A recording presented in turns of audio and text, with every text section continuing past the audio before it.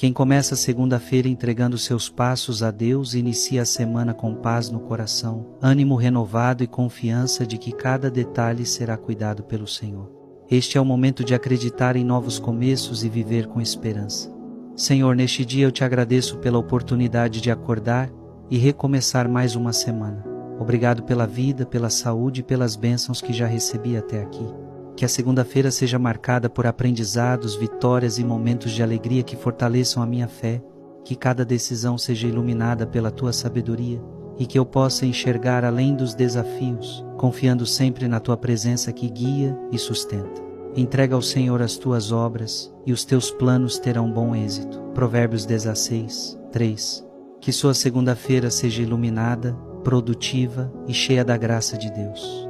Comente semana abençoada se você crê em novos começos e compartilhe esta oração para espalhar fé. Amém.